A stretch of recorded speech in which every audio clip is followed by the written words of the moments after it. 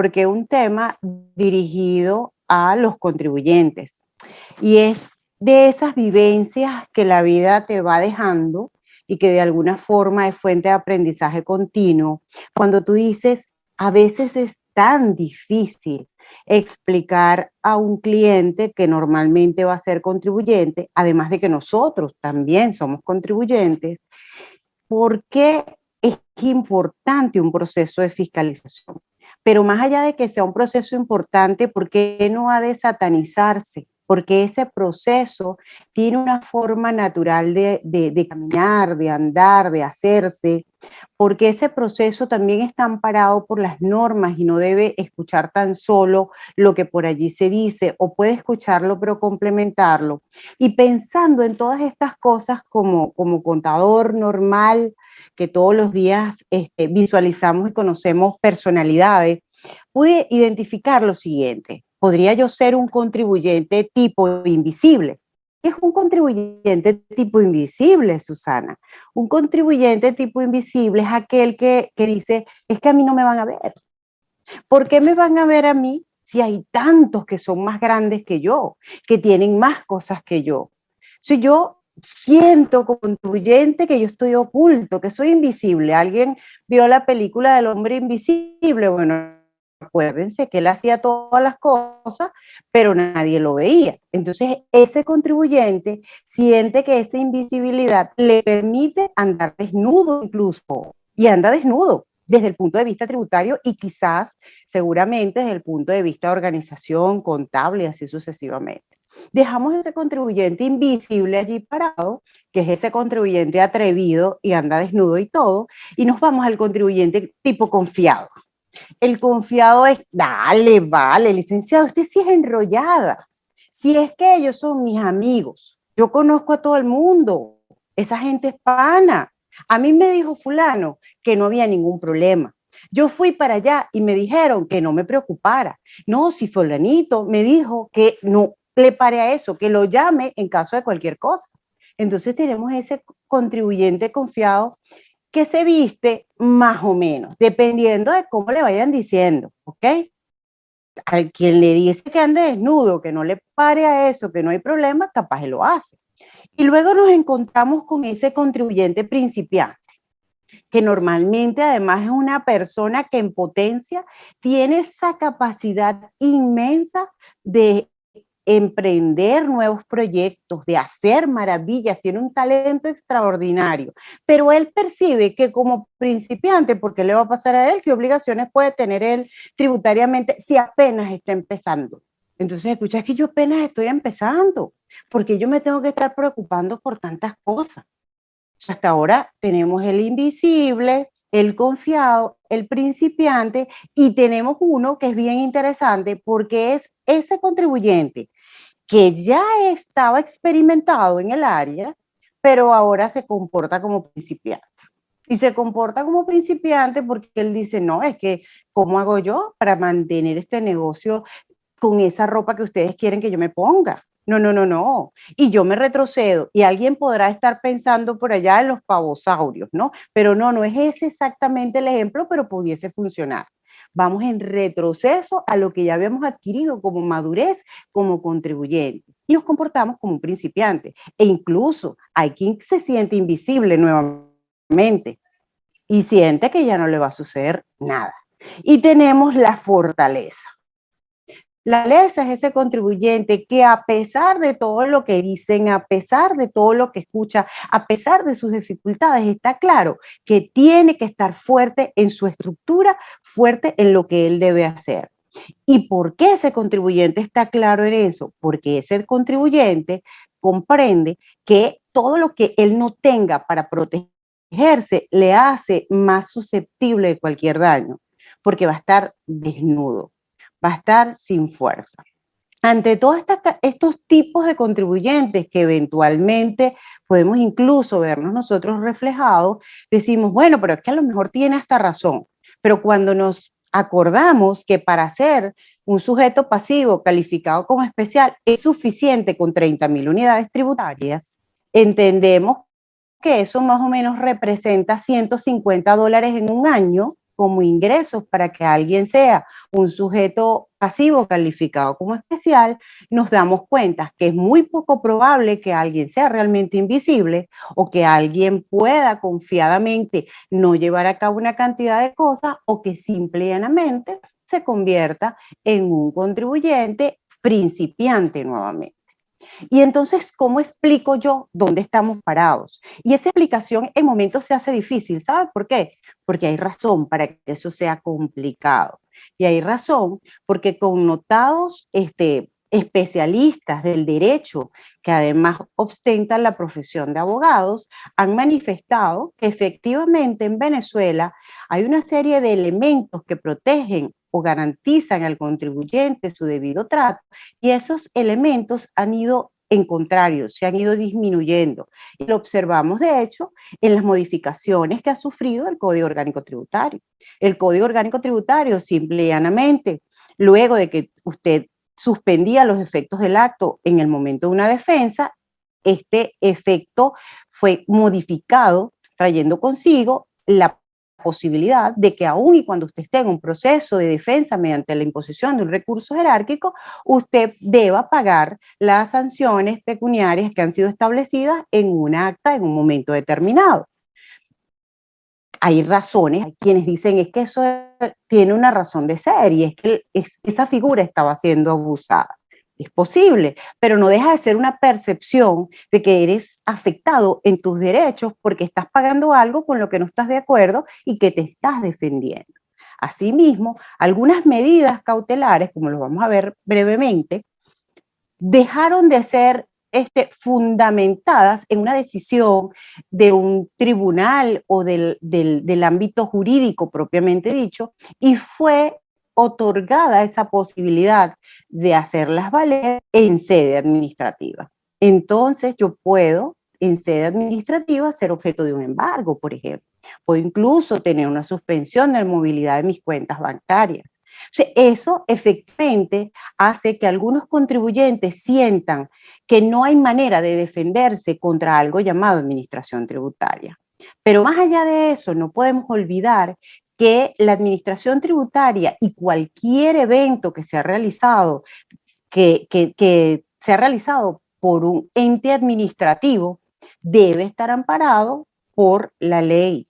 ¿Y quién dice eso? Lo dice la Constitución de la República Bolivariana de Venezuela. La Constitución de la República Bolivariana de Venezuela manifiesta que si bien es cierto que los ciudadanos están en la obligación de contribuir con las cargas públicas, no es menos cierto que cualquier elemento que tenga características tributarias debe estar establecido de manera formal en una ley y que todo lo que esté vinculado con este elemento debe además estar directamente y claramente indicados en las normas legales que le vinculan o que se relacionan con este elemento. Siendo así, vale la pena resaltar que la legalidad es ese principio fundamental en el que los contribuyentes, a pesar de toda esa nube negra que puedan sentir que en un momento determinado está sobre sí, les protege. Es ese paraguas necesario que como contribuyente se mantiene. Y se mantiene porque la Constitución de la República Bolivariana de Venezuela sigue siendo la principal norma jurídica en el país y sobre ella se construye, o con base a ella, se construye todo el andamiaje jurídico que permite a los contribuyentes establecer e identificar sus derechos. Hablamos entonces de la competencia.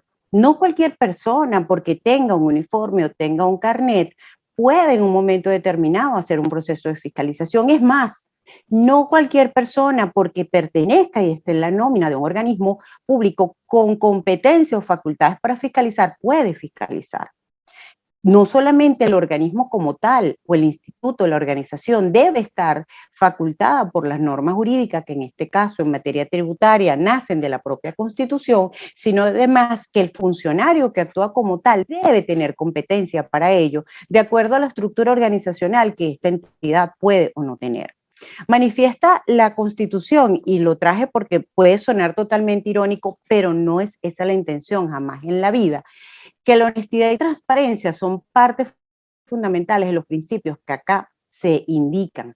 Y esto es porque el propio artículo 141 indica claramente que estos elementos son base fundamental de la relación que existe entre las partes, cuando existe una relación entre la administración y un ciudadano, que en este caso, como estamos hablando de fiscalizaciones, lo vamos a llamar contribuyente, aunque puede no serlo, simplemente puede ser un sujeto obligado, como es el caso del asunto.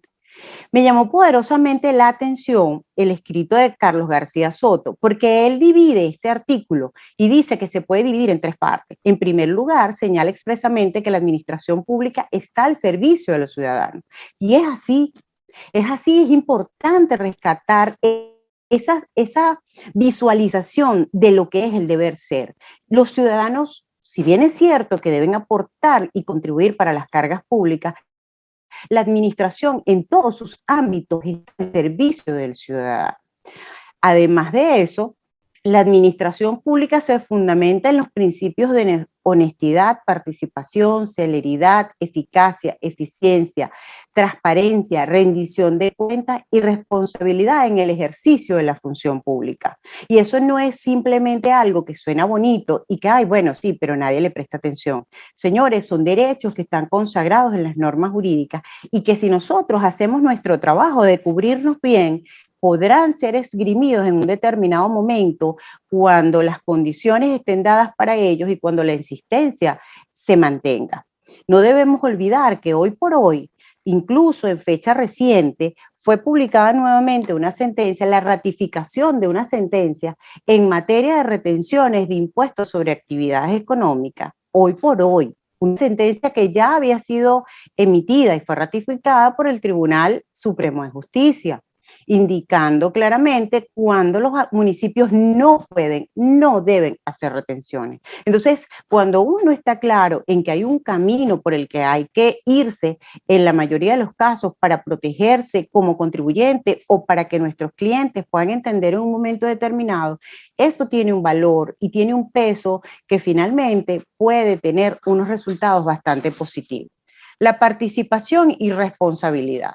El artículo 139 y el 140 indica claramente que la desviación de poder o la violación de la Constitución y la ley trae responsabilidades para los funcionarios públicos. Y esta responsabilidad puede además traer consecuencias no solo de índole material o de índole laboral, sino incluso de índole penal. Entonces, todo este andamiaje, que solo le trajimos una muestra de los principios, porque son muchísimos. Un día de estos vamos a hablar solo de principios. Son una cosa maravillosa en materia tributaria. Se ven reforzados por lo establecido en el Código Orgánico Tributario y, por supuesto, en la Ley Orgánica de Procedimientos Administrativos. Luego nosotros decimos, esta era nuestra A. Nuestra A era principios legales fundamentales en la relación jurídica que existe entre el sujeto activo y el sujeto pasivo en una relación tributaria. Y esta relación, más allá de que podamos tener una percepción que es una relación de poder, en realidad es una relación de derecho, porque así está instituido en las normas jurídicas que le regulan. Luego viene la B, y la B es el debido proceso. ¿Qué quiere decir eso? Es que las cosas no se hacen de cualquier manera, porque las normas jurídicas establecen cómo es el deber ser, cuál es la obligación que tiene el funcionario en un momento determinado para poder ejecutar su trabajo de manera eficiente, efectiva, transparente y obteniendo los resultados debidos, respetando el debido derecho del contribuyente. Un proceso de fiscalización no se inicia con una llamada telefónica, tampoco se inicia en un elevador, en un ascensor, mucho menos en una cafetería. Un proceso de fiscalización se inicia con la notificación debida al contribuyente, pero la notificación no es cualquier cosa. La notificación tiene unos lineamientos claramente establecidos en el Código Orgánico Tributario y en su ausencia en la Ley Orgánica de Procedimientos Administrativos. ¿Qué quiere decir esto? Que esta notificación en principio debe ser escrita, debe ser clara y debe contener en sí la identificación del organismo y las facultades que tiene para poder fiscalizar en un momento determinado ese determinado tributo en un determinado periodo y bajo unas determinadas condiciones, sino que además debe hacerse en el domicilio del contribuyente. Y de allí se empiezan a visualizar diferentes mecanismos para que la administración tributaria pueda hacer valer este proceso de notificación. Ciertamente, un tema que ha traído muchísima tela que cortar y que seguramente nos sigue inquietando a la mayoría de nosotros es lo escrito en el Código Orgánico Tributario respecto a la posibilidad de notificación que pueda hacer la administración tributaria mediante el uso de un correo electrónico. Sin embargo, en ese mismo momento, la administración, el Código Orgánico Tributario, perdón, gira una instrucción a la administración tributaria. Es que la administración tributaria debe definir los lineamientos como ese correo electrónico va a ser considerado como un domicilio fiscal. De allí, gran discusión, entre ellas nuestra estimada Isabel ha planteado en múltiples ocasiones que no puede ser considerado un domicilio fiscal. Sin embargo, como siempre decimos, es importante que usted junto con sus asesores evalúe la situación que está viviendo y las consideraciones que tendrá para considerarse notificado o no. Lo que sí es cierto es que para que esa notificación tenga validez durante el proceso que se inicia y que va a determinar posiblemente en algún tipo de sanción para el contribuyente, debe existir en el expediente que una constancia de que efectivamente ese contribuyente fue notificado. Por esa razón, normalmente va a existir una solicitud de firma de aceptación de dicha notificación, momento en el cual comenzarán a surgir efectos los plazos que puedan estar vinculados con el proceso. Sin embargo, existen excepciones cuando un contribuyente, por ejemplo, pretende negarse a ser notificado y ya está presente allí que el Código Orgánico Tributario lo resuelve de manera efectiva, o cuando efectivamente puede ser notificado mediante unas vías públicas debido a la imposibilidad que puede tener la administración tributaria o a la dificultad para que este proceso sea efectivo. Entonces, para que exista una notificación debe existir una providencia administrativa. En esa providencia administrativa debe explicarse claramente quién es el funcionario actuante, quién autoriza a ese funcionario actuante. Ambos funcionarios deben estar adscritos a la división que puede hacer fiscalizaciones, y en este caso normalmente es la división de fiscalizaciones, y el tipo de tributo y los lapsos o los periodos que van a ser fiscalizados. Puede ser tan amplia esa notificación o esa providencia o tan corta como la propia ley lo permita. ¿Qué quiere decir esto? ¿Pueden fiscalizar más de un periodo? Sí.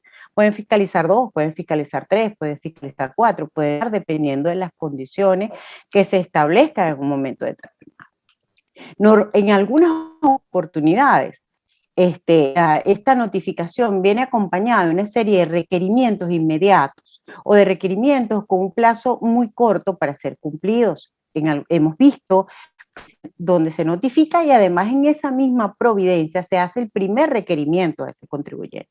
En estos requerimientos los plazos tienden a ser de 3 días, 4 días, 3 días, de poco, cuando incluyen, por ejemplo, fotocopias de la documentación que reposa en los archivos del contribuyente. En este caso, el contribuyente podrá disponer, no porque lo establezca el Código Orgánico Tributario, sino porque sus derechos como administrador así lo establece, de una prórroga solicitada.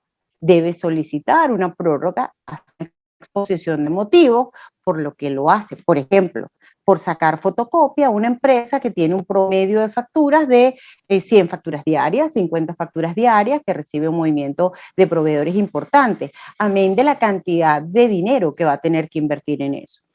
Pero en teoría la administración tributaria debería dirigirse a la sede del contribuyente y en todo caso desde allí hacer las fiscalizaciones cuando exigen una cantidad de documentos de tal tamaño.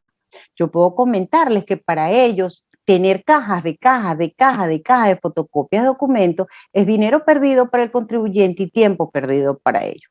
Por eso algunas administraciones tributarias comienzan a solicitar la información digitalizada y efectivamente verifican en el lugar del contribuyente o bajo tutela del contribuyente aquellos documentos que ameritan ver su original efectivamente. Esta documentación aparece en estas actas de requerimiento, pero no solamente los requerimientos van a ser documentales. Los requerimientos pueden ser verbales, es decir, la administración tributaria tiene facultad para conversar con el contribuyente y hacer solicitud de información respecto a algunos elementos en particular. Esto pudiésemos decirlo que es algún tipo de cuestionario. En algunas oportunidades le puede llegar a usted un cuestionario, en otras oportunidades puede que no sea un cuestionario, puede ser que sea una pregunta puntual de aclaratoria, y lo recomendable en todos los casos es que estas explicaciones se den por escrito y que a su vez queden en el acta de requerimiento la información que usted ha dado. Si usted observa en este punto, el tema no es tan sencillo como que me dan una lista y yo voy cumpliendo con eso. Quien atiende la fiscalización debe estar consciente desde un primer momento qué tipo de documentación le pueden exigir, cómo va a ser su gestión con esta persona que está procediendo a hacer la notificación y posteriormente qué tipo de documentación y qué elementos va a entregar en un post fiscalización. Hemos dicho incluso que lo recomendable es que las entidades hagan su plan de atención al fiscal, no porque estamos pretendiendo que se esconda ningún tipo de información, sino por varias razones básicas. Los seres humanos somos emocionales, entonces de repente la persona que es extraordinaria en el tema tributario, que es extraordinaria en la contabilidad, es una persona que se pone nerviosa, se asusta ante la presencia de un funcionario y eso puede dar una percepción equivocada del funcionario que está atendiendo el asunto. Puede que en un momento determinado usted tenga documentación que no tiene nada que ver con el evento y está en el lugar donde normalmente alguna persona trabaja. Se debe existir un sitio donde se atienda, debe existir la forma de entregar la información y además de eso debe existir una verificación de la información que se está entregando, incluso de las palabras que se están utilizando. Porque una palabra puede cambiar el sentido totalmente de la expresión que usted quiere manifestar en un escrito. Entonces ha de ser cuidadoso con eso, ¿ok? Porque no es lo mismo se perdió, a decir no, lo guardaron, o a decir está archivado, o a decir no pedimos una copia certificada, a pedimos una copia. O sea, hay una cantidad de elementos que por esa razón nosotros normalmente vamos a recomendar que quien atienda el asunto en realidad sea un especialista en materia tributaria, y les voy a ser más honesta todavía, un especialista que tenga cierta experiencia con las atenciones de fiscalización y el tema del derecho tributario vinculado con los argumentos que se van a hacer. A mí me encanta la dupla de contador público abogado para estos efectos. Y me gusta mucho, ¿por qué? Porque yo sí veo que hay complemento entre una profesión y otra, sobre todo en este caso, cuando tú vas a alimentar la información de una interpretación contable o financiera, pero a la luz de un análisis y de una interpretación jurídica. Entonces, esa dupla es bien, bien interesante. Además de eso, puede la administración tributaria solicitar información a terceros. Nosotros en ocasiones hemos recibido desde la administración tributaria a nivel de documentos, soportes como factura, la solicitud de certificación de algunos documentos, pero no solo es un tercero que sea un contribuyente igual que usted, también pueden ser las entidades financieras, puede ser incluso en el extranjero, pueden solicitar información si se tratara de un evento vinculado precios de transferencia o algún otro punto que tenga un tinte internacional. Pueden además pedir avalúos cuando la base de ese tributo que está siendo verificado es el valor de un bien particular o de un grupo de bienes. Por ejemplo, si la base que se va a fiscalizar es el impuesto a los grandes patrimonios, ellos tienen la posibilidad y la ley se los permite de hacer este tipo de... Además, pueden hacer retención de la información en unos casos bien particulares que los vamos a ver cuando veamos el tema de medidas cautelares una vez que terminemos de subir esta escalera.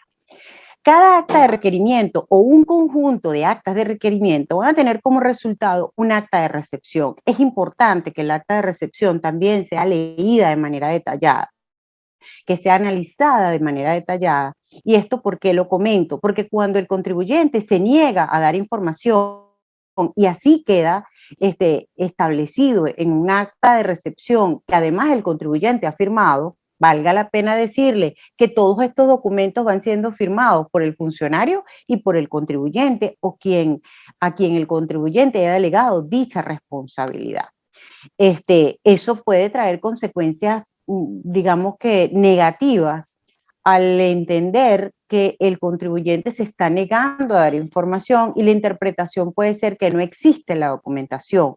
Y cuando no existe la documentación, ya vamos a visualizar qué tipo de inexistencia en la documentación puede generar consecuencias mucho más graves. Para finalmente armar el equipo de fiscalización o el fiscal, armar su caso y definir si ese contribuyente conteste con el derecho, es decir, si los hechos que están reflejados, analizados por él, y los eventos jurídicos o los cumplimientos que debía haber hecho ese contribuyente se pueden considerar cumplidos. Se puede considerar que esto, entonces, el contribuyente salió perfecto en su fiscalización, lo diríamos nosotros en un lenguaje más coloquial. En realidad eso se traduce en que la fiscalización puede decir que los elementos de hecho y de derecho que han sido analizados están de acuerdo a la normativa vigente y que por tanto ese contribuyente no tiene sanciones, no será sancionado por ninguna causa. Esta acta de conformidad debe ser emitida entonces por la administración tributaria. Pero también sucede lo más frecuente, y lo más frecuente es que se genere un acta de reparo. Un acta de reparo, para que no se nos olvide, es así como cuando la administración dice vamos a reparar lo que el contribuyente hizo mal. ¿Qué hizo mal? Lo reparable para el contribuyente es que la falla haya sido un incumplimiento material, entonces debe pagar lo que no pagó, pero además de eso debe cumplir con las sanciones. El contribuyente pudo no haber cumplido con deberes formales y esto automáticamente genera sanciones relacionadas con eso. De hecho, sabemos de casos donde la administración tributaria ha solicitado que la clausura de un establecimiento se mantiene hasta tanto el contribuyente no envía un documento donde reconoce que los incumplimientos que fueron detectados ya han sido subsanados. Eso en algunas oportunidades se podrá hacer y en otras no. Por ejemplo, si el contribuyente no solicitó la factura en un momento determinado y además del problema material, del incumplimiento material de ese evento que podrá ser reparado de su determinación tributaria, también hubo una falla a nivel material porque es obligante para los contribuyentes solicitar la factura. Nosotros vamos a ver brevemente lo que es el cuadro de sanciones. Usted que mira un ladito es tratando de visualizar el tema, ¿no? Esto es un cuadro de sanciones muy largo porque esto es algo así como mi material de apoyo. En mi época en la universidad o en el liceo lo llamaban, lo digo, chuleta, lo llamaban chuleta, pero es mi material de apoyo. Y en este material de apoyo, dependiendo del tipo de falla, entonces visualizamos los días que puede estar cerrado por no inscribirse en los registros de la administración tributaria, las sanciones que hoy por hoy se miden en la tasa de moneda extranjera más alta publicada por el Banco Central de Venezuela, diríamos que son 150 unidades tributarias, una tasa de 4.500.000 bolívares, serían 675 millones de bolívares, pero si ese contribuyente además es un sujeto pasivo calificado como especial, tendrá una sanción adicional. Así nosotros vamos a ir visualizando todas las fallas que pueden ser consideradas como ilícitos formales. Ilícitos formales es que tienes la orden de hacer algo que permite o ayuda al control por parte de la administración tributaria y usted no lo ha hecho o lo hizo de forma incorrecta. Es decir, no significa que directamente llevó a una pérdida a la administración tributaria o al Estado, pero usted incumplió una orden que fue dada en alguna de las normas jurídicas que regulan ese tributo. Entonces, los deberes formales existen unos que son generales y otros que van a ser específicos dependiendo del tributo o del ámbito del tributo que usted esté analizando en un momento determinado. Esto es muy largo, todo lo que son los deberes formales, hasta que nosotros caemos en otro color. Cuando caemos en otro color es porque ya nos mudamos a ilícitos tributarios materiales.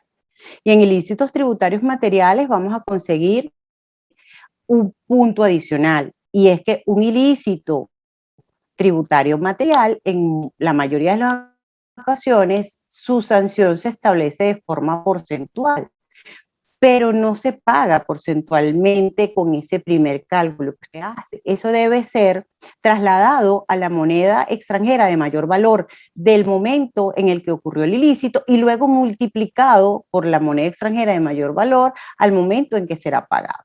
Entonces, por ejemplo, aquí dice, el retraso de emisión en el pago de anticipos es del 0,28% diario hasta un 100%, pero para el segundo año tendrá un 50% más y para el tercer año tendrá un 150% adicional. O sea, además usted interpreta y revisa qué otras cosas pueden sucederme cuando yo cometo algún tipo de ilícito material. Fíjense ustedes, este es de los horrorosos. Esto, el ilícito material vinculado con retener menos. El no retener ya es un 500%, el retener menos un 100%. Pero nos pasamos luego a los ilícitos penales. El ilícito penal está gris. Usted puede hacer su tabla como usted se le haga más sencillo identificarla. ¿Qué pasa con los ilícitos penales? Que no solo tengo que pagar una sanción, tengo que reparar lo que no pagué, sino además de eso yo puedo tener una sanción personal. Y esa sanción personal se traduce en prisión. ¿Qué cosas nos pueden generar prisión? La defraudación tributaria. Entonces aquí el Código Orgánico Tributario comienza a dar una serie de características cuando puede presumir que existe defraudación tributaria, por ejemplo. Entonces le dice, bueno, no emitir facturas u otros documentos o emitirlos en medios distintos a los autorizados por la administración tributaria es un indicio de defraudación. Entonces, en mi mente digo, un indicio de defraudación es un ilícito penal. O sea que voy a tener un expediente que puede ser instruido por la administración pública, pero que en este caso va a ir a parar al Ministerio Público. Y es el Ministerio Público quien se encargará de hacer las investigaciones para visualizar si efectivamente yo cometí fraude. ¿Por qué? Porque en este punto estamos en que una cosa es que no hice caso, entonces estoy en un incumplimiento de un deber formal. Desconocí un elemento que para la administración pública, para la administración tributaria es de control. Por ejemplo, emitir facturas en un primer momento es de control, porque de esa manera le permite a la administración visualizar que efectivamente usted pagó lo que tenía que pagar. Pero luego resulta que esa no emisión de factura, que ya es un incumplimiento de un deber, me lleva a un incumplimiento de un deber material, que era hacer una determinación adecuada del tributo que me correspondía pagar. Y no lo hice. Pero adicionalmente a eso, resulta que eso es un delito penal, porque yo cometí fraude. No es lo mismo que usted se equivocó sacando la cuenta a que usted cometió fraude. Usted comete fraude cuando con intención genera un daño, un perjuicio a la administración tributaria, porque en teoría no solo le genera un daño a la administración tributaria, le genera un daño a la sociedad, porque entonces usted no contribuyó adecuadamente con los gastos públicos. Eso es lo que dice la norma, ¿ok? Antes de que me diga, mira, Susana, tampoco la cosa es así, ¿ok? Eso es bien importante. Fíjense otra cosa, omitir la presentación de declaraciones exigidas por las normas tributarias también es un elemento que permite presumir una defraudación tributaria. Fíjense que hasta ahora le digo presumir. Presumir, la administración supone, porque consiguió algunos elementos que le hacen suponer que efectivamente usted es posible que sea un defraudador tributario. Pero como el tiempo no nos da para todo, hoy no vamos a revisar todos los elementos que pueden ser considerados penales, pero sí vamos a pasearnos un minuto por el tema de las medidas cautelares.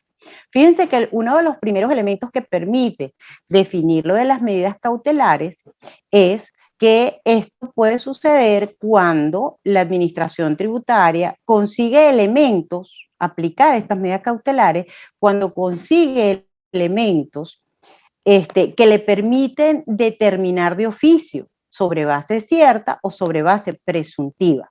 Y estas medidas cautelares se aplicarán en la siguiente situación. Cuando el contribuyente o responsable hubiere omitido presentar la declaración, no presentó la declaración, de repente me acordé de mi cliente invisible, no presentó la declaración. Cuando la declaración ofreciera dudas relativas a su veracidad o exactitud, no importa, vale, declara cualquier cosa.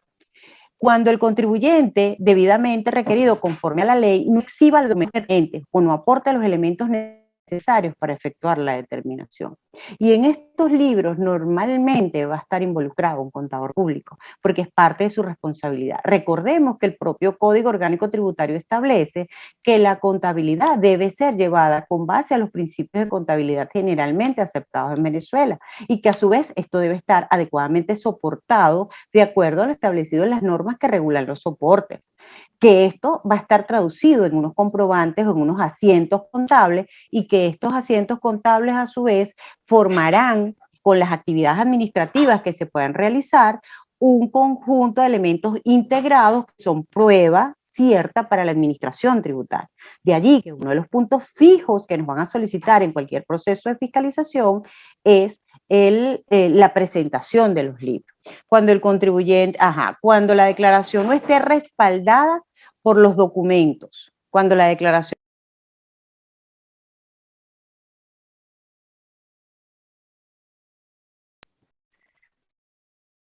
cuando los libros, registros y demás documentos no reflejen el patrimonio real del contribuyente. Y bueno, cuando así lo exija, lo establezca el código, eso es suficiente para eso. ¿Qué tipo de medidas cautelares puede tomar la administración? Embargo preventivo. Recuerden que les dije al principio que ya no era necesario ir a un tribunal para solicitar este tipo de medidas cautelares. La administración tributaria, de acuerdo a lo establecido en el Código Orgánico Tributario, puede hacerlo. Retención de bienes, prohibición de enajenar y gravar inmuebles, suspensión del disfrute de incentivos fiscales, prohibición general de movimientos de cuentas bancarias, entre otros. Entonces, ¿qué hacemos? Nos atraparon. ¿Qué hacemos? Nos atraparon, no hay soluciones mágicas, porque el proceso de la documentación y el proceso de la fiscalización y de los soportes que están vinculados con esa fiscalización no se construyen en ese momento. Eso se construye día a día. Y de allí que es importante hacerse el traje a la medida con el que nosotros queremos enfrentar un proceso de fiscalización. Si decimos la organización es clave. La organización es clave en todo momento. Se trate de épocas fáciles, se trate de épocas difíciles, se trate de momentos en los que tenemos un riesgo bastante elevado de colocar a nuestra empresa como un negocio fuera de su funcionamiento normal o regular. Establecer políticas, normas y procedimientos, manejar los soportes adecuados. La contabilidad con base a los principios de contabilidad generalmente aceptados, sistemas y archivos que respalden la información. Todo esto ejecutado por un equipo que comprende sus funciones y las responsabilidades que tiene con ello y maneja la información actualizada. Usted siempre debe recordar que un buen asesor es igual que un buen médico. Un buen asesor le va a ayudar a usted a construir su mayor fortaleza a nivel de presentación de información ante una fiscalización. Bueno, muchas gracias, espero no haberme excedido el tiempo, creo que no. Agradecida por este momento, quedo abierta a cualquier tipo de comentario, a cualquier tipo de inquietud que ustedes quieran manifestar y bueno, gracias al Colegio de Contadores Públicos, a la Junta Directiva, a los órganos y organismos del colegio, por siempre estar presente cuando nuestros agremiados necesitan de información oportuna.